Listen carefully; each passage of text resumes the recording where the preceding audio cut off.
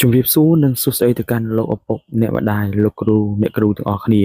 ចឹងថ្ងៃនេះខ្ញុំមកបង្ហាញទាក់ទងនឹងការដំឡើងកម្មវិធីថ្នាលបឋមសិក្សា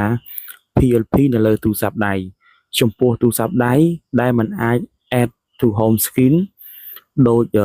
iPhone ហើយនិង Samsung ហើយនិង Oppo ពពួកទូរស័ព្ទដៃខ្លះដូចជា Realme អីយើងអាចចូលទៅកន្លែង track 3ទៅស្វែងរកពាក្យ add to home screen ឬ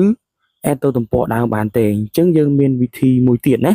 អញ្ចឹងជាដំបូងយើងមើលទៅកាន់កម្មវិធី Google Chrome ដូចគ្នាណាអញ្ចឹងយើងចូលទៅកាន់កម្មវិធី Google Chrome ហើយយើងវាយពាក្យថា PLP ណាលោកឪពុកអ្នកម្ដាយបាទបន្ទាប់ពីយើងវាយពាក្យ PLP ហើយយើងអូសទៅក្រោមបន្តិចមកណាលោកឪពុកអ្នកម្ដាយយើងអូសមកក្រោមបន្តិចហើយយើងរកឃើញរូបសញ្ញាផែនដីអត់ដូចខ្ញុំបានគូបង្ហាញហ្នឹងហើយយើងចុចនៅលើហ្នឹងមកបន្ទាប់មកទៀតយើងឃើញផ្ទាំងកម្មវិធីថ្នាលបឋមសិក្សា PLP របស់យើងណាយើងអូសមកឃើញដូចគ្នាអញ្ចឹងយើងចាប់ផ្ដើមអូសទៅក្រោមណាលោកឪពុកអ្នកម្ដាយណាយើងមើលតិចទៅហើយយើងចាប់ផ្ដើមអូសទៅក្រោមរកពាក្យថាទាញយកកម្មវិធីថ្នាលបឋមសិក្សា PLP ណាបាទយើងអូសទៅក្រោមតិចមកនេះឃើញទេដូចខ្ញុំបានបង្ហាញនេះទាញយកកម្មវិធីថ្នាលបឋមសិក្សា PLP អញ្ចឹងយើងចុចនៅលើនឹងមកបាទបន្ទាប់មកទៀតយើងចុចពាក្យថា download ណាចុចពាក្យថា download មកលោកឪពុកអ្នកម្ដាយដូចខ្ញុំបានបង្ហាញបាទបន្ទាប់មកវាពេញហើយមែនទេយើងចុចពាក្យថា open នៅខាងលើនោះដូចបានបង្ហាញបាទបន្ទាប់ពីចុចពាក្យ open ហើយយើងឃើញពាក្យ install ទាំងនេះគឺជាដំណើរការនៃការ download កម្មវិធីថ្នាលបឋមសិក្សា PLP ក្រៅពីទូរស័ព្ទ iPhone Oppo និង Samsung ដើម្បីឲ្យវា add ទៅ home screen ណាលោកឪពុកអ្នកម្ដាយបាទនេះគឺជាដំណើរការណាដើម្បីធ្វើឲ្យកម្មវិធីថ្នាលបឋមសិក្សា PLP របស់យើងនឹងស្ថិតនៅលើ home screen ឬក៏អេក្រង់ដើមនៃទូរស័ព្ទដៃរបស់យើងដែលមិនមែនជា iPhone Oppo និង Samsung តអញ្ចឹងយើង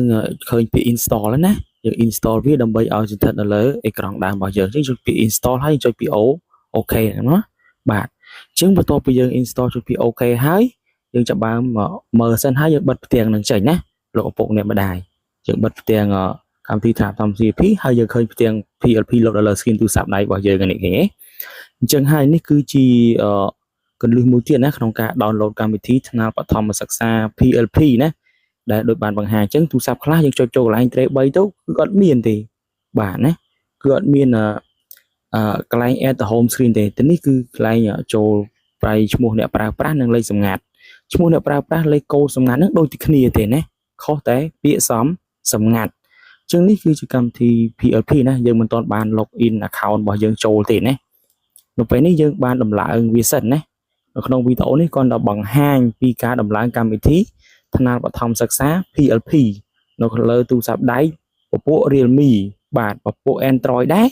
ប៉ុន្តែពពួក Realme ណាមិនមែនជា Oppo ហើយនិង Samsung ទេបាទអញ្ចឹងវីដេអូនេះមានតែប៉ុណ្្នេះទេណា